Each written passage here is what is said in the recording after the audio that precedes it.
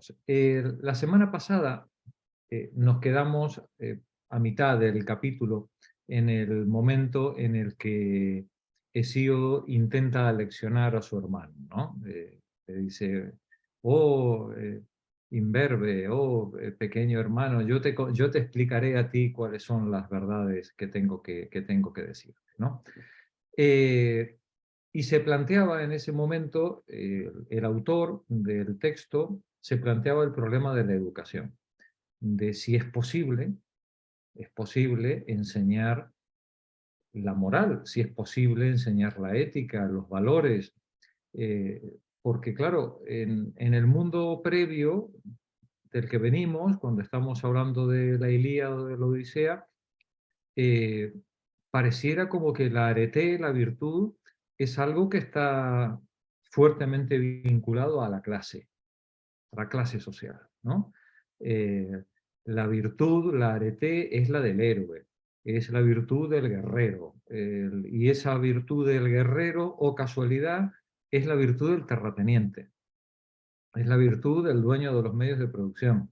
Y entonces, bueno, estamos ante una tradición poética, lógicamente creada entre la clase dirigente de la época, que considera que las virtudes de un héroe, lo que se espera de una persona en la vida, está rígidamente unido a su linaje. Y como decimos nosotros en el feudalismo, ¿no? Nobleza obliga, eh, el linaje obliga. El linaje obliga, y lo que se espera de un héroe o del hijo de un héroe es el comportamiento propio de un héroe con todos sus valores asociados, de temeridad, de violencia, de valor. eh, Sin embargo, ya vimos que cuando pasamos de la Ilíada a la Odisea, aparecen unos nuevos valores en Ulises, los valores de la capacidad discursiva, la capacidad para convencer, para engañar, eh, eh, para tener palabras dulces que halaguen el oído de quien está oyendo y tuerzan su voluntad. Eh, Bien, estamos asistiendo seguramente en el paso de Ilíada o la Odisea a un cambio de mundo, a un cambio de un mundo primitivo en el que los, las islas, los pequeños poblamientos están aislados, y estábamos asistiendo en ese cambio de la Ilíada a la Odisea a un mundo griego más interconectado, más vinculado comercialmente, con viajeros. Veíamos también que en la Ilíada toda la acción se desarrolla hacia el este, mientras que en la Odisea eh, la acción se desarrolla hacia el oeste, que es el viaje de retorno de Ulises. Pero con todo, cuando llegamos a Hesíodo, estamos ante otro problema. Hesíodo utiliza el mismo estilo de Homero para construir sus poemas, es el estilo de la épica, pero nos está hablando de otra cosa. Hesíodo no nos habla de héroes, ni de terratenientes, ni de soldados, ni de batallas. Hesíodo nos habla de las virtudes del hombre, del ser humano común, las virtudes del ser humano que construye su vida trabajando la tierra, esforzándose, sin robarle nada a nadie, sin quitarle nada a nadie, sin matar a nadie. Y si en algo se dirige él a los reyes, a los jefes, a los grandes potentados, es para amonestarles. Es para amonestarles en cuanto devoradores de regalos, en cuanto gentes que dan sentencias torcidas, hoy diríamos prevarican, gentes que prevarican, eh, y lo hacen deliberadamente, porque la justicia no les importa. Y Hesíodo se enfrenta con su poema a estos grandes de su época, a estos terratenientes, a estos señores, a estos antiguos héroes, para reprobarles por su comportamiento mezquino y prevaricador, y le advierte a sus conciudadanos, en la persona de su hermano, en la persona de Perses, les advierte, Zeus es el guardián de la justicia. Y como guardián de la justicia y del orden divino en toda la construcción que él hace de la teogonía, nosotros, si queremos tener un comportamiento acorde con ese orden divino, debemos ser capaces de ceñirnos a la justicia. Y construye Hesíodo en este poema una primera formalización del problema de la justicia y del derecho, la diferencia entre la ley divina o natural y la ley humana, y cómo la ley humana debe ajustarse a esa ley divina, y el comportamiento de los seres humanos debe ser medido de acuerdo a ese rasero, y no como el halcón, en la fábula del halcón y el ruiseñor, medir el comportamiento humano meramente por el éxito de la fuerza bruta o de los hechos consumados. Hay un criterio de justicia que es el que debe cumplirse. Y la pregunta que nos hacíamos al final de la sesión de la semana pasada, siguiendo a Hesíodo y luego viendo cómo Aristóteles retomaba eso posteriormente, es: esa justicia puede ser aprendida, la moralidad, la virtud de un ser humano puede enseñarse, o es algo meramente con lo que nacemos y a lo que estamos condenados independientemente de nuestra voluntad. Para Hesíodo, evidentemente, puede aprenderse, y para toda la filosofía posterior hasta hoy también. Eh, y en ese lugar me gustaría retomar el texto muy rápidamente antes de llegar al punto en el que nos habíamos quedado. No, en la página estamos 27 del texto. Pero bueno, lo pasaremos muy rápidamente. Nos decía el autor que en Hesíodo la educación de los nobles se contrapone a la educación popular, a esta doctrina, a una arete del hombre sencillo. Y en Hesíodo se nos muestra la justicia y el trabajo humano, el trabajo hecho con paciencia y sin quitárselo a nadie, como los pilares centrales de esa arete, de esa virtud. Ahora bien, es posible, decíamos antes, enseñarla, y decía Hesíodo: ciertamente es el mejor de los hombres aquel que todo lo considera y examina qué cosa será en último término lo justo. Evidentemente. Dice Hesíodo, quien es capaz de alcanzar la verdad por sí mismo, ciertamente es el mejor de los hombres. Pero bueno también es el que sabe seguir lo que otro rectamente le enseña. Bueno es el que tiene inteligencia para comprender y para seguir lo que es justo, pero también es bueno quien es capaz de dejarse enseñar.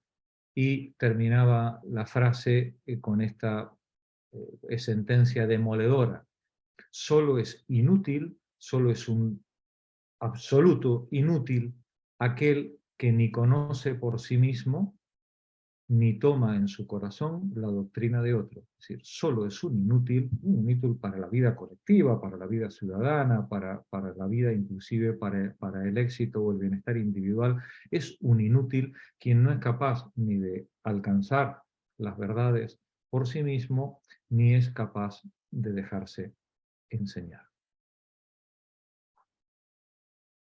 Habíamos visto en la siguiente página que Aristóteles en la Ética Nicomaquea retomaba este posicionamiento de Hesíodo prácticamente palabra por palabra.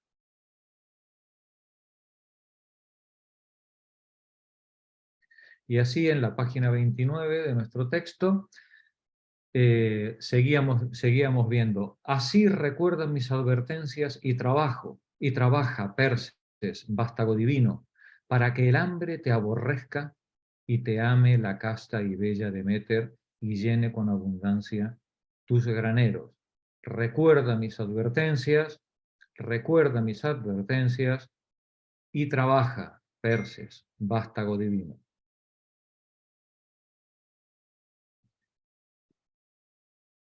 Quien vive inactivo es aborrecido de los dioses y de los hombres. Asemeja al zángano que consume el penoso trabajo de las abejas. Procúrate un justo placer entregándote en justa medida al trabajo. Así tus graneros se llenarán con las provisiones que te proporcione cada año. El trabajo no es ninguna vergüenza.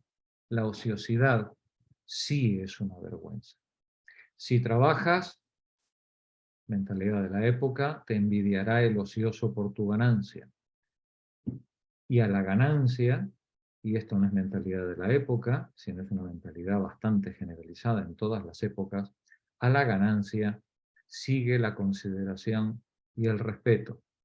En su condición, el trabajo es lo único justo, solo con que cambies tu atención de la codicia de los bienes ajenos y la dirijas a tu propio trabajo y cuides de su mantenimiento tal como te lo aconsejo. Podríamos decir, utilizando un vocabulario marxista, impropio lógicamente de Hesíodo, pero que le iría como anillo al dedo, no pretendas vivir del trabajo ajeno. Que tus éxitos carguen sobre tu espalda. Y si alguien va a vivir de tu trabajo, que lo decidas tú, no que otro cargue su bienestar sobre tu espalda, simplemente por sinvergüencería, por clase social, por fuerza o por robo. No. Yo tengo mis ONGs, diríamos hoy, ¿no? No tengo por qué cargar sobre mi espalda a cualquier sinvergüenza ocioso que no quiera trabajar y que pretenda vivir del trabajo de los demás. Esto es algo, como comprenderéis, en una sociedad aristocrática como es la que está viviendo Hesíodo, es una ruptura casi radical y una provocación al régimen existente. En época de Hesíodo, eh, los dueños de los medios de producción pretenden vivir bueno, igual que hoy, ¿no? Los dueños de los medios de producción pretenden vivir del trabajo ajeno, evidentemente. Bien, pues lo que nos está planteando Hesíodo ya desde tan lejana época es una revalorización del trabajo. El trabajo no es indigno, el trabajo no es lo que hacen los pobres, los débiles y los ignorantes, sino que el trabajo es lo que hacen los seres humanos decentes, que no se dedican a robar, expoliar ni a abusar de los demás. No obstante, además, habla Hesíodo de las consecuencias sociales que tiene el no ser capaz de hacer frente a tus propias necesidades mediante tu trabajo honesto. Así habla Hesíodo de la tremenda vergüenza de la pobreza, así como de las riquezas adquiridas injustamente.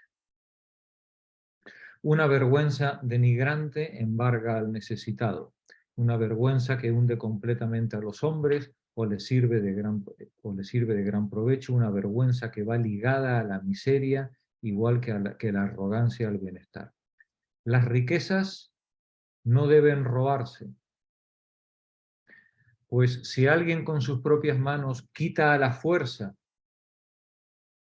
si alguien con sus propias manos quita a la fuerza una gran fortuna o la roba con su lengua en los tribunales, o la roba con su lengua, cuando el deseo de lucro hace perder la cabeza a los hombres y la falta de escrúpulos oprime a la honradez, rápidamente le debilitan los dioses y arruinan la casa de un hombre semejante. Bueno, ya quisiéramos que eso fuera así. Pero esta es la advertencia que hace Hesíodo a sus conciudadanos.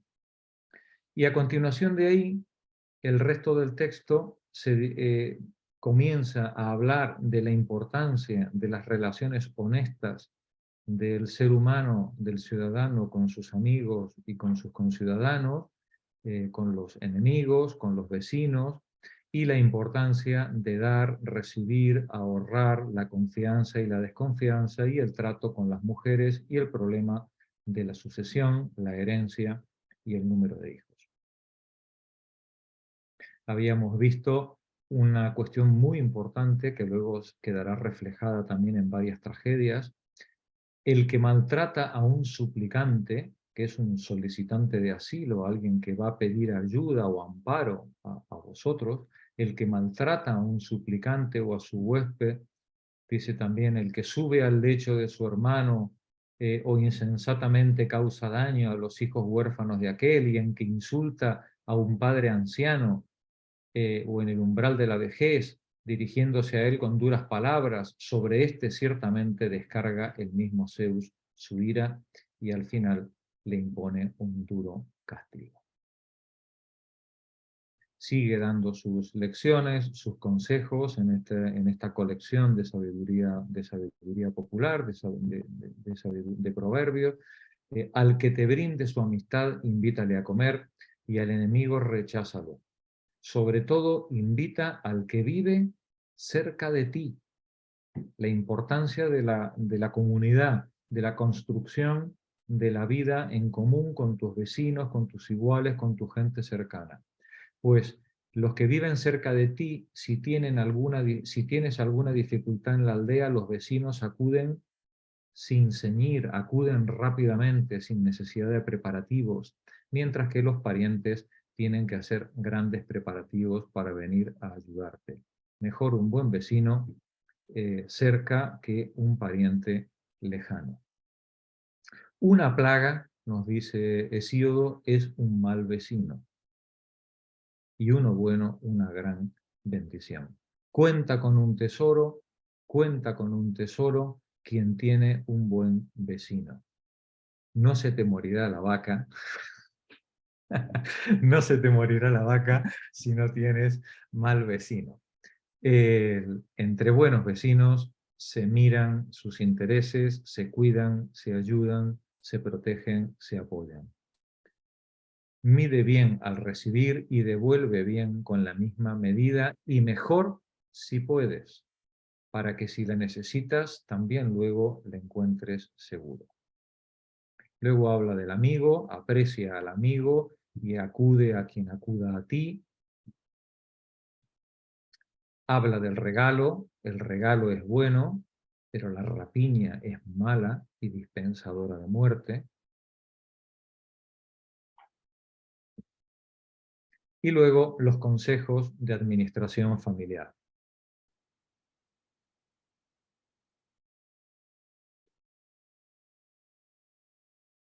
Ten cuidado con las señoras que se te rifan. La misoginia de Hesíodo, bueno, pues es la propia de la época, ¿no? Ten cuidado con esa señora que te susurra requiebros mientras busca tu granero, ¿no?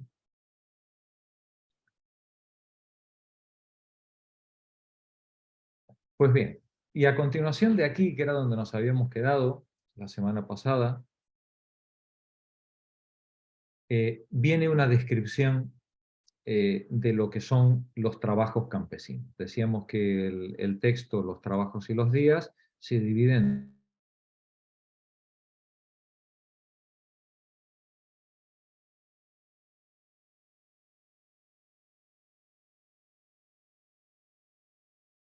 Yo no oigo. No escucho. Nosotros tampoco no oímos nada. Vale. No, nadie. Las tormentas. Ya.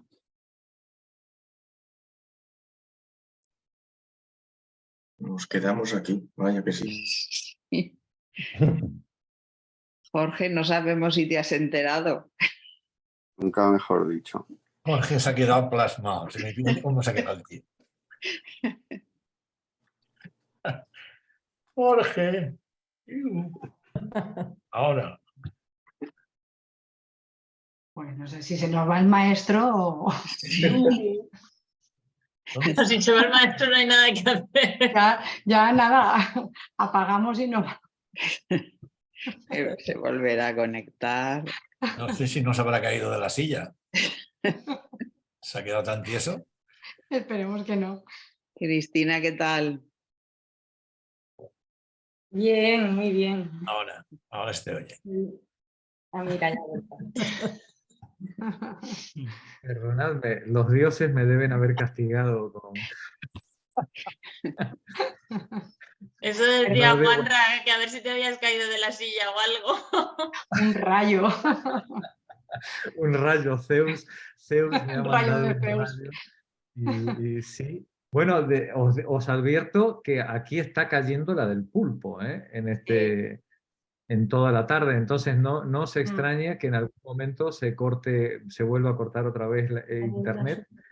Y, Pues aquí en Gilet también está cayendo y con relámpagos y truenos. Nosotros aquí tenemos algún problema que también nos cortan la luz cuando hay mucha tormenta, así es que espero que no, que no nos corten la luz, pero estamos ahí. Esperemos. Esperemos que no. Bueno, afortunadamente ha sido solo una advertencia. Procuraré ser más medido en mis referencias a los dioses. Que alguien saque un parchís por si acaso 3 o 4 se van, los demás jugamos. Está bien. Bueno, pues decíamos cuando se cortó que en lo que queda del texto, de los trabajos y los días, es un compendio de sabiduría popular, de recomendaciones, tanto a los trabajos campesinos, a las tareas del campo, a las labores del campo, como a las reglas de navegación y a los consejos de navegación. El autor Jäger entiende que no es necesario entrar en el análisis de esto, pero como sé que a vosotras os gusta y tenéis curiosidad en este tipo de cuestiones y en comprender cómo se pensaba y cómo se sentía el mundo griego primitivo para luego tener una visión más justa de cómo era el mundo griego en su conjunto, yo lo he puesto entero, por más de que lo comentaremos en frases sueltas para no hacer demasiado largo esta parte de nuestro trabajo. Entonces, a continuación viene, digamos, el calendario, lo que es el proemio, el calendario del labrador. Y a partir de aquí continuamos la lectura. Juanra, por favor, tú mismo. Ah, que no tenemos compartido el texto, perdón. Ahí está. Adelante, Juanra. No te oigo, Juanra. Ahora. Si en tu corazón el deseo te hace aspirar a la riqueza, actúa así y obra trabajo tras trabajo. Siembra desnudo, ara desnudo y siega desnudo. Fuera de invierno, claro. Si quieres entender... Ahí está, digamos. Esta recomendación le está diciendo al lector, tienes que sembrar, arar y segar en verano, en la buena época. No puedes hacerlo en invierno, ¿vale? Continúa. Si quieres atender a su tiempo todas las labores de Demeter para que cada fruto crezca en su época y nunca luego necesitado mendigues en casa ajena sin recibir nada. Así también ahora a mí viniste y por supuesto yo no te daré ni te prestaré más.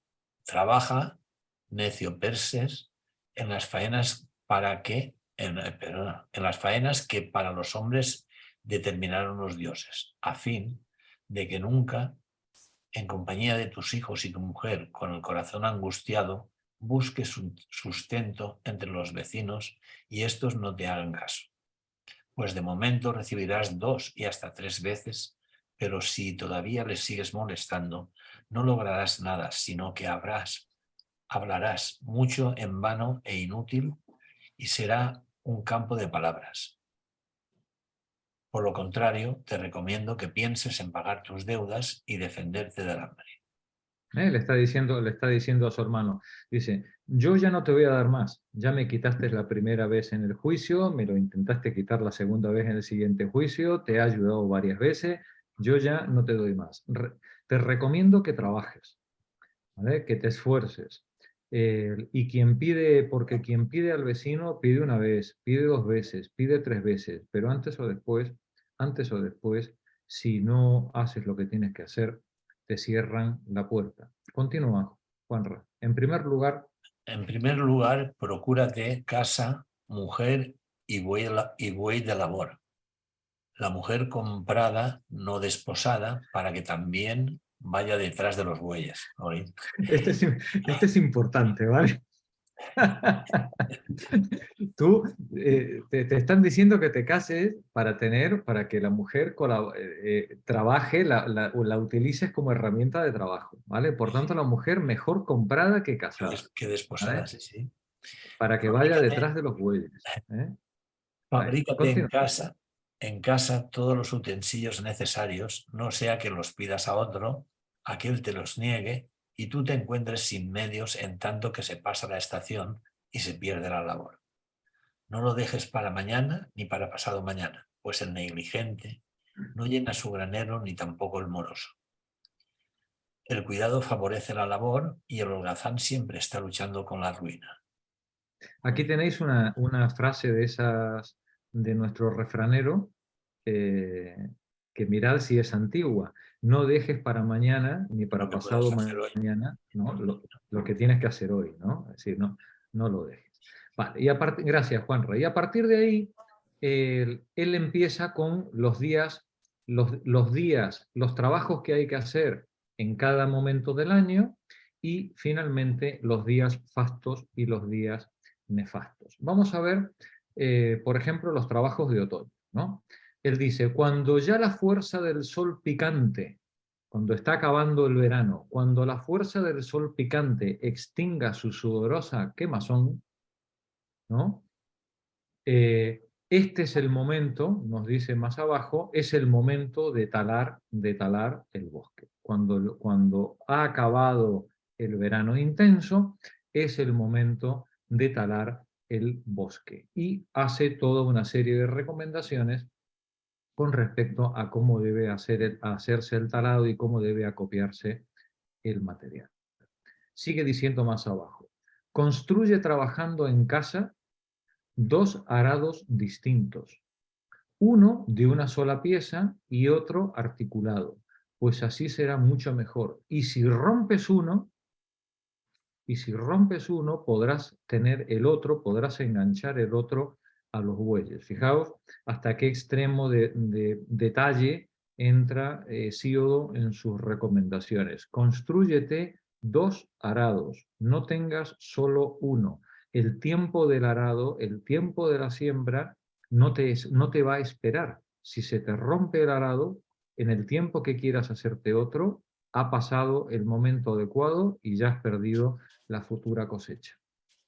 Y además te dice, los timones de laurel hechos con laurel o con olmo son mejores, son más seguros. Y la reja debe ser de encina y el dental de carrasca, ¿no? Estamos en un mundo en el que el metal es un lujo que solamente pueden permitirse los señoritos, los grandes terratenientes, y donde las herramientas de labranza son de piedra o madera. Fijaos en los detalles. Compra 2 bueyes machos de 9 años. No los compres jóvenes. Cómpralos ya de 9 años. Su brío no es pequeño, porque están en su plenitud, ¿vale? Y son los mejores para el trabajo. No romperán el arado peleándose entre ellos en medio del surco, ni dejarán sin terminar la faena. Y además, ocúpate de tener detrás de los bueyes que los siga un hombre fuerte de unos 40 años. No pongas detrás de los bueyes un niño, ni un anciano. Pon detrás de los bueyes un hombre fuerte de unos 40 años, después de desayunar un pan cuarteado en 8 trozos. Es decir, un hombre fuerte y que haya almorzado bien antes de ponerse detrás del arado, para que, atento al trabajo, abra recto surco sin distraerse con los de su misma edad, sino con el alma puesta en el trabajo. Un hombre de 40 años no se entretiene en chácharas con los chavales que tiene a su alrededor. Está a lo que está, a la faena. Otro, no más joven que este, es el mejor para bolear las semillas y evitar su acumulación. Pues un hombre joven, fijaos qué interesante, un hombre joven se queda embobado tras los de su misma edad, ¿no? Quieres sembrar el campo, quieres tener una buena cosecha, 2 bueyes de 9 años y 2 tíos de 40 años detrás del buey, ¿vale? O detrás de los bueyes. Aquí no nos dice nada de la señora que tiene que estar detrás. Que tiene que estar detrás, seguramente por si los señores de 40 años tampoco están a su labor. Estate atento, fijaos qué interesante, a la manera de fijar un calendario cuando no hay cuando no hay otros recursos que la observación de la naturaleza, para saber en qué época del año estamos y en qué momento de la siembra debemos actuar. Estate atento cuando oigas la voz de la grulla. Y resulta que cuando os ponéis a mirar las grullas cómo emigran, os vais a ver que las grullas van del norte de Europa a África todos los años para invernar y pasan por Grecia en octubre.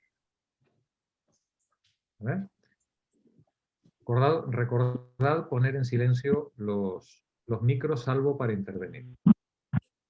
Estate atento a la voz de las grullas, que desde lo alto de las nubes lanzan cada año su llamada. La grulla trae la señal de la labranza. La grulla trae la señal de la labranza y marca la estación del invierno lluvioso. Su chillido, mirad qué manera poética de decirlo, muerde el corazón del hombre que no tiene bueyes, el que no ha podido hacer la siembra en condiciones. A la sazón, ceba ya los bueyes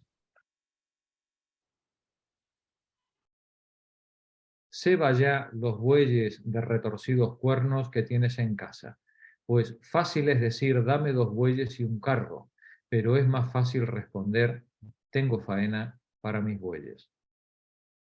Sigue dando sus consejos.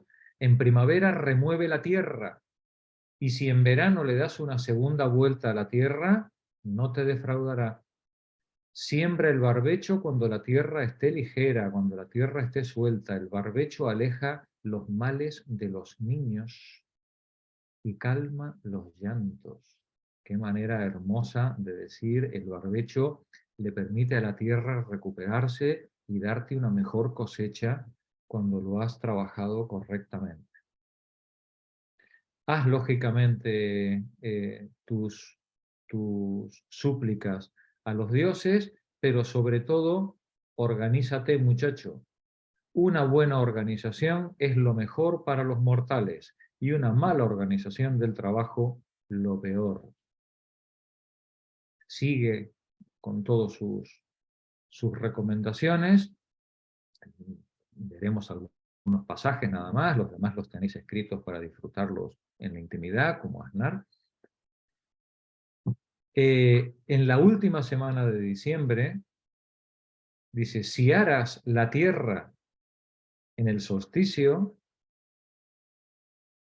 recogerás agachado tan poca cosecha que la abarcarás con la mano, atando las haces cubierto de polvo y sin ninguna alegría.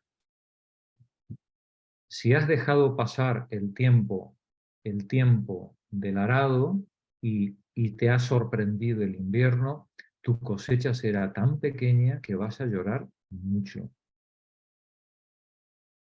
Y sigue diciendo consejos. Trabajos de invierno. No vayas a la fragua ni a la tertulia junto al hogar del herrero durante el invierno. El invierno es el momento de arreglar las herramientas, de arreglar la casa, de prepararte para los trabajos que van a venir, para atajar las correntías, hacerlo correctamente los desagües, defender tus propiedades. No vayas a la fragua ni a la tertulia. Ahí se dilapidan las mejores intenciones. Y sigue avanzando el año. El mes Leneón, que es enero, malos días, todos fatales para los bueyes. Defiéndete de él y de las heladas. Las fieras tiemblan y meten el rabo bajo los genitales en el mes de enero. El viento helado atraviesa la piel del buey que no lo puede resistir. Ese viento bóreas del invierno hace encorvarse al viejo y no traspasa los poros de la doncella de piel suave que dentro de casa se queda junto a su madre. En el invierno, que la madre y las niñas se queden a resguardo dentro de la casa. Lava bien la niña en invierno su delicada piel, la unge con brillantes aceites y va a recogerse al rincón más escondido de su casa en los días de invierno, cuando el sin huesos es alguno de los animales reptiles o caracoles. Los griegos temen poner nombre, temen nombrar a los animales para no ser oídos por los animales. Dice, cuando el sin huesos está ronchando su pie en su guarida, sin fuego y en su triste morada. Pues el sol no le muestra pasto a dónde dirigirse, sino que gira el sol en invierno, gira sobre los pueblos y ciudades de los negros. Y no girará sobre los pueblos y ciudades de los griegos hasta unos meses después, ¿no? La diferencia entre cómo el sol en el hemisferio norte se inclina hacia el sur en el invierno y por tanto ilumina las tierras del sur, mientras que en el verano el sol declina en sentido contrario y ilumina las tierras griegas o las tierras mediterráneas, exactamente al revés que en el hemisferio sur. Es entonces cuando los habitantes del bosque, con cuernos y sin cuernos, escapan rechinando sus dientes por los frondosos bosques, y solo les inquieta esto en su corazón. ¿Dónde encontrarán buscando abrigo? ¿Dónde encontrarán buscando abrigo profundas grutas y cuevas pétreas? Entonces también los mortales, semejantes al de 3 pies, a los viejos, el de 3 pies, el que anda con bastón, entonces los mortales, semejantes al de 3 pies, cuya espalda va encorvada y la cabeza mirando al suelo, semejantes a este van de un lado a otro tratando de esquivar la blanca nieve. Juan, ¿querías comentar algo? Sí, es que en el libro cuando dice sin hueso, ya lo había leído antes, me había llamado la atención. Tengo una nota que explica por qué se llama sin hueso. Dice, parece que se trata del pulpo. Para Cook, citado por Sinclair, este es un uso descriptivo para citar los animales puede que ser una reminiscencia de prácticas aún existentes en pueblos primitivos por las que el nombre de ciertos animales es también. Claro, muy bien. Se refiere al pulpo. Bueno, si es al pulpo, en un sí, mundo... Es que luego leí sobre el pulpo en internet y parece ser que el pulpo tiene la extraña costumbre de cuando procrea se come a sí mismo las patas. Por eso se dice roer su pie. ¿Sí? Qué interesante. Sí. Qué interesante, Juan. Sí. Pues sin duda entonces se está hablando del pulpo. Muy bien, muy bien. Muy interesante. Gracias, Juan. En ese momento, dice, cuando el invierno, el Boreas te esté atacando, En ese momento vístete para protección de tu cuerpo, según mis consejos, con un mullido manto y una cálida túnica. Teje abundante lana en poca trama. Envuélvete en ella para que no te tiemble el vello ni se te erice poniéndose de punta sobre el cuerpo. Cálzate, atención al término, cálzate con sandalias hechas de buey muerto violentamente. ¿No? Esto es llamativo, ¿no? Sí. Cálzate con sandalias hechas de buey muerto violentamente, que es el que tiene el mejor pelo, mejor que un buey que esté muerto de viejo o enfermo. Y unas sandalias bien tupidas de pelo por dentro. Al llegar la estación de los fríos, cose con tripa de buey, pieles de cabritos primogénitos, para ponértelas en la espalda, como capa, como protección para la lluvia.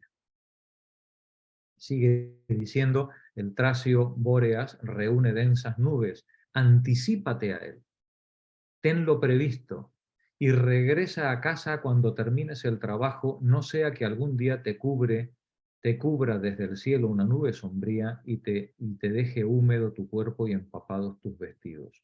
Guárdate de este mes, es el más crudo e invernal, crudo para las bestias y para los hombres. Reciban los bueyes, entonces, la mitad y añádase algo más a los hombres de comida. En compensación, las noches son largas. Teniendo presente estos consejos, distribuye el resto de los días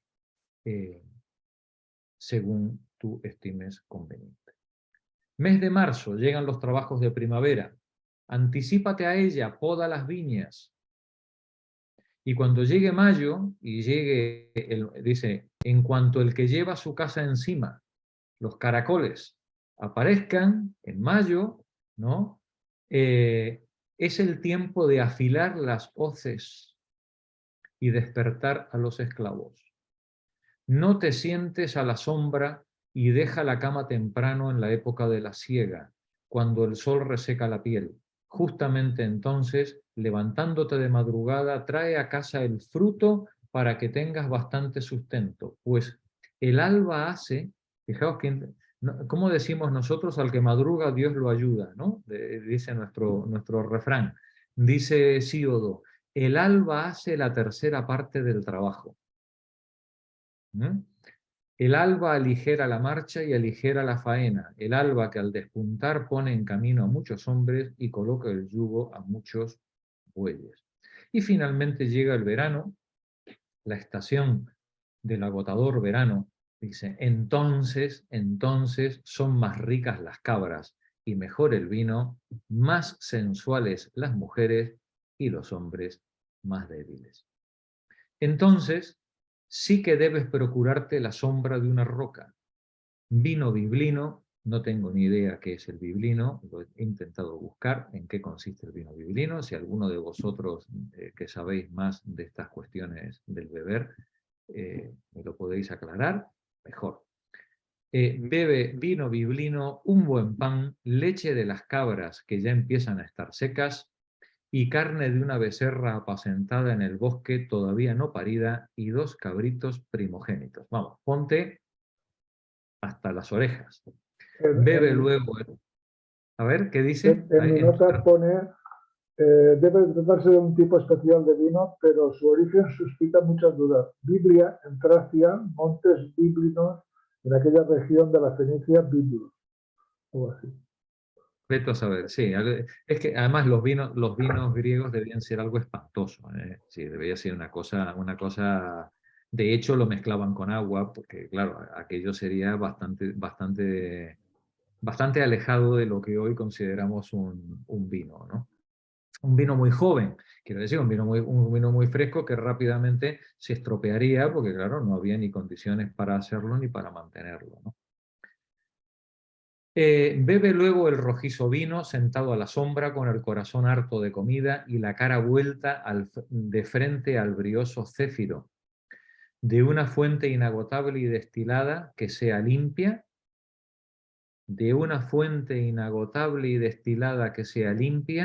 vierte 3 partes de agua y echa la 4ª del vino. Mirad cómo había que rebajarlo, cómo había que rebajarlo para poder beberlo, ¿no? Sigue hablando de ya el mes de junio, el mes de julio. Interesante esta cuestión.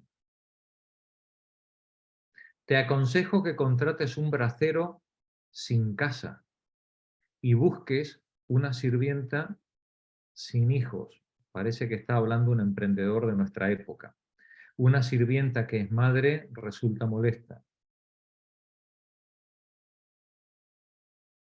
Cría un perro de afilados dientes y no le raciones la comida, no sea que alguna vez te robe tu hacienda alguno de los que duerme de día, es decir, de los que vive de noche. Y finalmente, cuando termina todo el año de recomendaciones, viene el calendario de navegación. Y él hace las recomendaciones con respecto a las distintas tareas propias de la navegación. En la época de la navegación, aunque él dice que él poco ha navegado, en la época de la navegación dice: así mi padre y también el tuyo, gran necio Perses, solía embarcarse en naves necesitado del preciado sustento, y un día llegó aquí tras un largo viaje por el Ponto, abandonando la Eolia Cime en una negra nave. No huía del bienestar ni de la riqueza o la dicha, sino de la funesta pobreza que Zeus da a los hombres. Se ve que el padre de Hesíodo abandonó Jonia harto de la pobreza, buscando poder encontrarse en mejores condiciones en la península.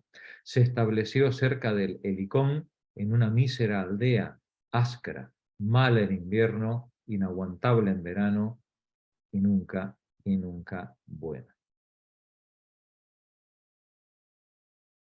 Y sigue dando consejos con respecto a cómo debe preparar la navegación, las fechas de la navegación, las más adecuadas, etc.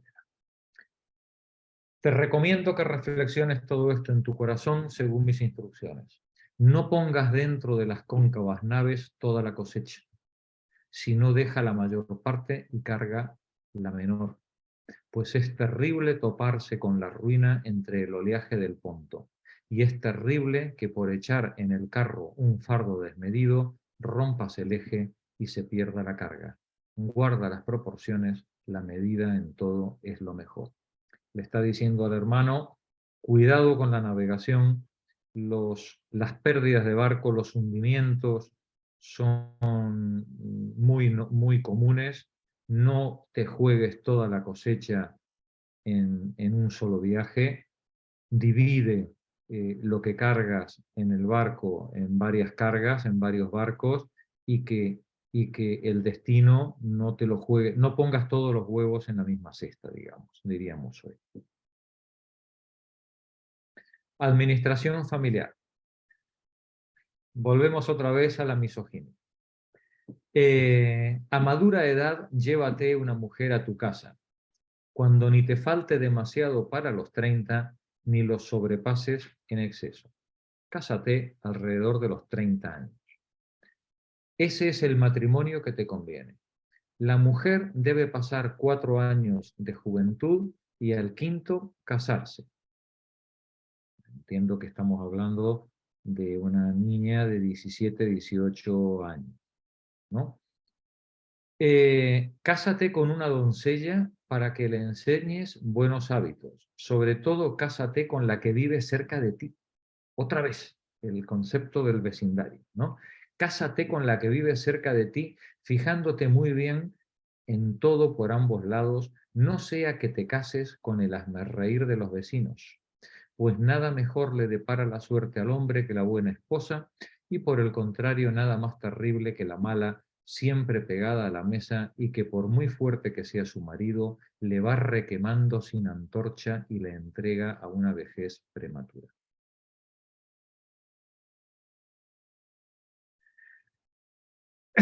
Bueno, corramos un tupido velo.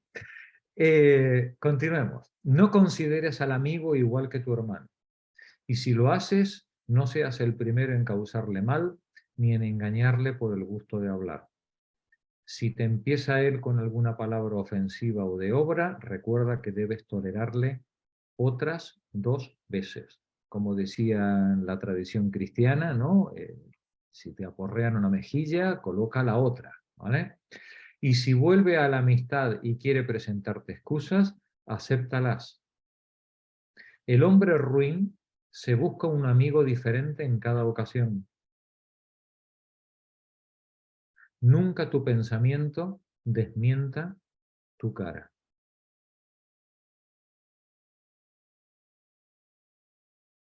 Que no te llamen ni muy amigo de huéspedes, ni nada amigo de huéspedes, tampoco amigo de los pobres, ni buscapleito de los ricos.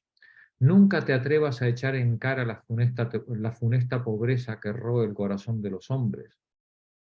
Atención a este. El mejor tesoro en los hombres es una lengua parca. Somos dueños de nuestros silencios. Una vez que abrimos el pico, nuestras palabras ya forman parte del común. El mayor encanto es una lengua comedida. Si hablas mal, pronto oirás peor. Si hablas mal, pronto oirás peor. Y finalmente una serie de prohibiciones que son impresionantes. No orines de pie vuelto hacia el sol. Vete a saber qué problema tienen con esto. Sino cuando el sol se ponga, recuérdalo, hacia oriente sin desnudarte, pues las noches son de los bienaventurados. Tampoco en el camino ni fuera del camino te orines sobre la marcha. Muy sensato es el hombre piadoso que lo hace agachado o el que se arrima al muro de un corral bien cercado. No te dejes ver con los genitales manchados de semen dentro de tu casa junto al hogar. Evítalo. Un poquito cochino, ¿no? Se ve que algunas costumbres. No engendres tus hijos a la vuelta de un funeral, sino al volver de un banquete. Hombre, ¿no? No te orines en las fuentes. Esto ya lo habíamos visto en la Mesopotamia, ¿no? En la sabiduría sapiencial mesopotámica y oriental, inclusive en la egipcia. No orines en las fuentes. Guárdate bien de ello. Y luego algunos detalles arquitectónicos. No dejes con salientes la casa al construirla. No dejes salientes, ¿no? En tu casa al construirla, porque allí se posa la chillona corneja. A nosotros se nos posarían las palomas, ¿no? En el vuelo de la casa. No sientes en lugares sagrados, pues no hacerlo es mejor al niño de 12 días, porque sentar al niño de 12 días en un lugar sagrado lo vuelve afeminado. Lo vuelve afeminado. Y no te laves en el baño de las mujeres, ¿vale? Esto tiene un castigo tremendo. Nunca te orines tampoco, esto es una obsesión, el tema de orinar es una obsesión, nunca te orines en la desembocadura de los ríos que afluyen al mar, ni en las fuentes. Guárdate bien de ello. Y no te ensucies, es decir, no te orines, no sé qué harán los que tenían problemas de próstata. No te ensucies, pues no hacerlo es ciertamente mejor. Conclusión, obra de este modo y evita la terrible reputación de los mortales, pues la mala reputación es muy ligera y muy fácil de levantar, pero dura de soportar y es casi imposible quitársela de encima. La mala reputación es casi imposible quitársela de encima. Ninguna reputación desaparece totalmente si mucha gente la corre de boca en boca. De ahí que él piensa también que debe ser un dios, la reputación. Y siguen ya las recomendaciones con respecto a los días fastos y nefastos. qué día debes empezar a sembrar, qué día es el que tiene que venir el niño, cuándo hay que preparar la comida, cuándo jamás hay que hacer una tarea, etc. Cuándo hay que castrar un cerdo o un buey, etc.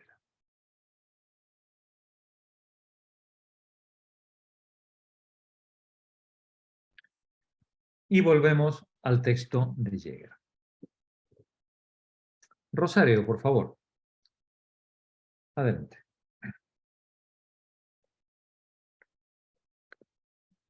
La página 47 es, ¿no? Página 47. No necesitamos analizar esta parte del poema. Por favor, déjame. Un momentito. Enseguida. No necesitamos analizar esta parte del poema, especialmente la doctrina relativa a los trabajos profesionales de los campesinos y los marineros, no tan separados entre los beocios como nuestros tiempos, penetra tan profundamente en la realidad de sus particularidades que, a pesar del encanto de su descripción de la vida cotidiana del trabajo, no podemos examinarlos aquí. El orden maravilloso que domina la totalidad de esta vida y el ritmo y la belleza que otorga se deben a su íntimo contacto con la naturaleza y su curso inmutable y su constante retorno. En la primera parte, la exigencia de justicia y honradez se funda en el orden moral del mundo. En la segunda, la ética del trabajo y de la profesión surge del orden natural de la existencia y de él recibe sus leyes. El pensamiento de Hesíodo no los separa. El orden moral y el orden natural derivan igualmente de la divinidad. Cuanto el hombre hace y omite en su relación con sus semejantes y en su relación con los dioses, así como en el trabajo cotidiano, constituye una unidad con sentido. Hemos observado ya que el rico tesoro de experiencias del trabajo y de la vida que se despliega ante el lector en esta parte de la obra procede de una tradición popular, milenaria y profundamente arraigada. Esta corriente inmemorial que brota de la tierra, todavía inconsciente de sí misma, es lo más conmovedor del poema de Hesíodo y la causa principal de su fuerza. El vigor impresionante de su plena realidad deja en la sombra a los convencionalismos poéticos de algunos de los cantos homéricos. Un nuevo mundo cuya riqueza en belleza original, humana, solo se revela en algunos ejemplos de la epopeya heroica, tales como la descripción del escudo de Aquiles, ofrece ante los ojos su fresco verdor, el fuerte olor de la tierra abierta por su arado y el canto del clillo en los arbustos que estimula el trabajo campesino.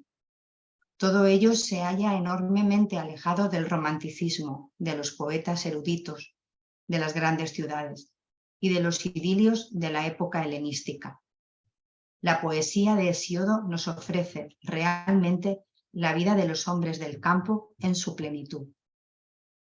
Funda su idea del derecho como fundamento de toda vida social en este mundo natural y primitivo del trabajo, y se convierte en el heraldo y el creador de su estructura íntima. Ofrece al trabajador su vida penosa y monótona, como espejo de más alto ideal. No debe mirar ya con envidia a la clase social de la cual ha recibido hasta ahora todo alimento espiritual. Halla en su propia vida y en sus actividades habituales, y aún en su propia dureza, una alta significación y un designio elevado. Gracias, Rosario. De Es nada. decir, a través del poema de Hesíodo nos encontramos como frente a la arete que parecía ser una propiedad de esta aristocracia o de estos héroes terratenientes dueños de medios de producción, en Hesíodo la virtud también se puede empezar a fundar en esta vida, en las actividades propias de la vida campesina, del trabajo honesto, que aún en su propia dureza encuentran un alto significado y un designio elevado. Irma, por favor, continúa tú. En la poesía de Hesíodo,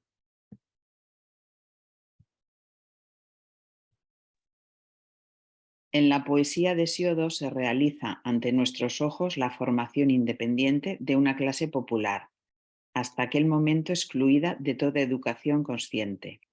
Se sirve de las ventajas que ofrece la cultura de las clases más altas y de las formas espirituales de la poesía cortesana, pero crea su propia forma y su etos, exclusivamente a partir de las profundidades de su propia vida. Gracias a que Homero no es solamente un poeta de clase, sino que se eleva desde la raíz de un ideal de clase a la altura y a la amplitud general y humana del espíritu. Posee la fuerza capaz de orientar en su propia cultura a una clase popular que vive en condiciones de existencia completamente distintas, de hallar el sentido peculiar de su vida humana y de conformarla de acuerdo con sus leyes íntimas. Esto es de la mayor importancia, pero todavía es más importante el hecho de que, mediante este acto de autoformación espiritual, sale de su aislamiento y hace sentir su voz en el ágora de las naciones griegas. Así como la cultura aristocrática adquiere en Homero una influencia de tipo general humano, con Hesíodo la civilización campesina sale de los estrechos límites de su esfera social.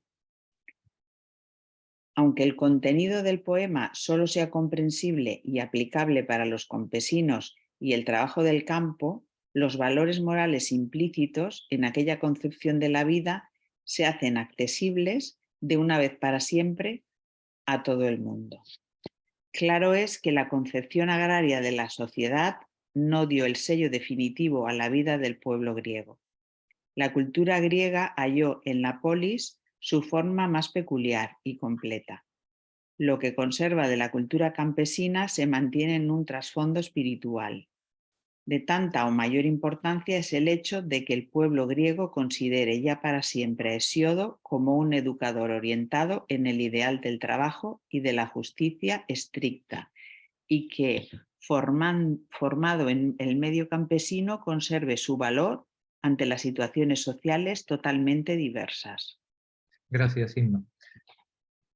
Vemos entonces cómo el autor nos presenta a Hesíodo como una verdadera revolución intelectual, en la que por primera vez el pueblo campesino, que siempre habíamos visto en Homero como un telón de fondo en el que se desarrolla la escena, pero nunca participa, es un pueblo mudo, un pueblo callado, es gris, es un convidado de piedra. De pronto en Hesíodo este pueblo campesino se alza en protagonista y con unos valores que reclaman para sí propios y además universalizables, ¿no? Es verdad, nos dice el autor, que el mundo griego se va a mirar luego en los valores propios de la polis más adelante, pero desde Hesíodo en adelante, Hesíodo formará parte de los pilares fundamentales de la educación griega y de los valores en los que todo griego se va a mirar de ahí en más. Hesíodo junto a Homero van a ser las dos grandes fuentes de inspiración popular e intelectual de todo el pensamiento griego, y me atrevería a decir grecolatino, posterior casi hasta nuestros días. Carlos Llorens, por favor, continúa tú. La verdadera raíz de la poesía de Hesíodo reside en la educación. No depende del dominio de la forma épica ni de la materia en cuanto tal.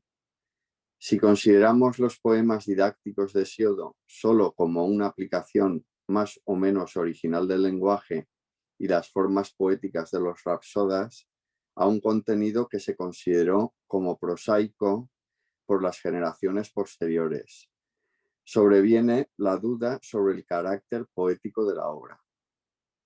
Los filólogos antiguos formularon la misma duda en relación con los poemas didácticos posteriores.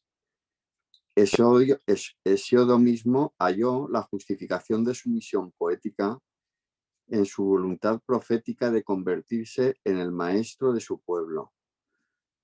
Con estos ojos consideraron sus contemporáneos a Homero. No podían imaginar una forma más alta de influjo espiritual que el de los poetas y los rapsodas homéricos. La misión educadora del poeta se hallaba inseparablemente vinculada a la forma del lenguaje épico, tal como lo habían experimentado por el influjo de Homero. Cuando Hesíodo recogió a su modo la herencia de Homero, definió para la posteridad, más allá de los límites de la simple poesía didáctica, la esencia de la creación poética en el sentido social, educador y constructivo. Esta fuerza constructora surge más allá de la instrucción moral e intelectual en la esencia de las cosas, dando nueva vida a cuanto toca.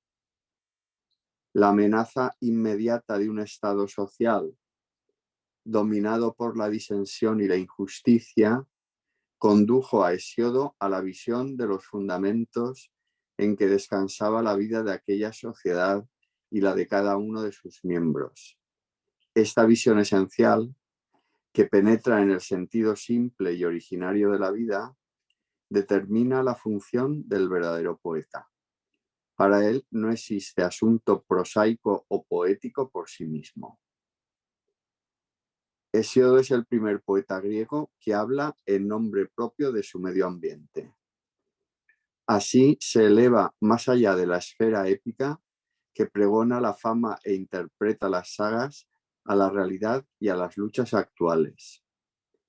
En el mito de las 5 edades se manifiesta claramente que considera el mundo heroico de la epopeya como un pasado ideal, que contrapone al presente de hierro. En el tiempo de Hesíodo, el poeta se esfuerza por ejercer una influencia directa en la vida. Por primera vez mantiene la pretensión de guía, sin fundarla en una ascendencia aristocrática ni en una función oficial reconocida. Este es un paso fundamental que da Hesíodo, ¿no? Es decir, el de alzarse, la pretensión de alzarse como guía espiritual y moral de sus conciudadanos sin tener ninguna ascendencia aristocrática, ni ser rico, ni ser militar, ni ser héroe, ni que nadie le haya dicho, nadie le haya dado ese papel. Continúa, Carlos. Surge de pronto la comparación con los profetas de Israel, desde antiguo destacada. Sin embargo, con Hesíodo, el primero de los poetas griegos que se levanta con la pretensión de hablar públicamente a la comunidad, por razón de la superioridad de su conocimiento, se anuncia el helenismo como una nueva época en la historia de la sociedad. Con Hesíodo empieza el dominio y el gobierno del espíritu que presta su sello al mundo griego. Es el espíritu en su sentido original, el verdadero espíritus, el aliento de los dioses que él mismo pinta como una verdadera experiencia religiosa y que recibe mediante una inspiración personal de las musas al pie del Helicón. Las musas mismas explican su fuerza inspiradora cuando Hesíodo las invoca como poeta. En verdad sabemos decir mentiras cuando semejan verdades, pero sabemos también, si queremos, revelar la verdad. Así se expresa en el preludio de la Teogonía. También en el proemio de los Ergo quiere Hesíodo revelar la verdad a su hermano. Esa conciencia de enseñar la verdad es algo nuevo. Es la característica peculiar del poeta griego, que mediante el conocimiento más profundo de las conexiones del mundo y de la vida, quiere conducir al hombre errado por el camino justo. Gracias, Carlos. Vale.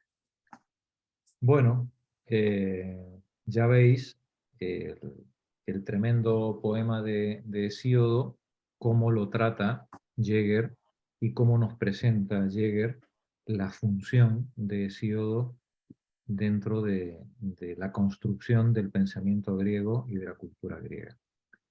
Es uno, decíamos antes, de sus pilares y será la referencia obligada de cualquier pensador en lo sucesivo que quiera reflexionar sobre la justicia o sobre el problema del derecho o sobre la moral o sobre la virtud. Ya veis que cuando hablamos de la paideia de Jäger, estamos hablando de una obra de una calidad, de una profundidad excepcionales. No vamos a poder leerla toda, nos llevaría años hacer un seminario siguiendo la paideia, pero abusaremos de la generosidad de Jäger para seguir picoteando en sus análisis sobre el resto del pensamiento griego que llega hasta Platón sin solución de continuidad. Por tanto, Jäger nos servirá de abrevadero en el que poder ir cogiendo textos y cogiendo pasajes que nos van a resultar de lo más fructíferos.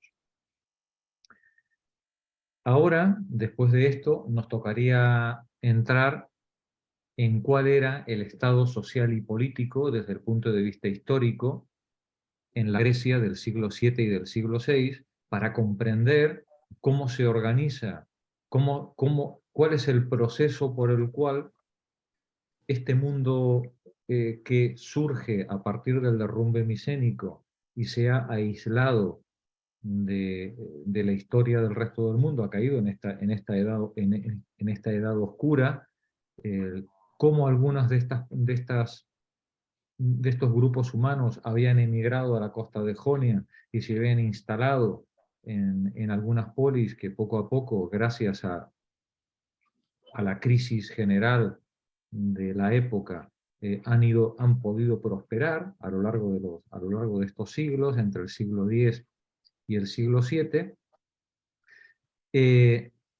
Habíamos hablado de cómo los griegos transforman el alfabeto fenicio para aplicarlo a su fonética y a su lengua, y cómo de esa transformación del alfabeto fenicio, que más bien el veto más que alfabeto, porque los griegos lo que hacen es incorporar las vocales, incorporan los griegos las vocales a esta construcción escrita de los fenicios y crean la lengua griega escrita que nos ha llegado a partir de entonces y gracias a la cual hemos podido recibir la Ilíada y la Odisea y posteriormente todo el resto de la cultura, la filosofía posterior.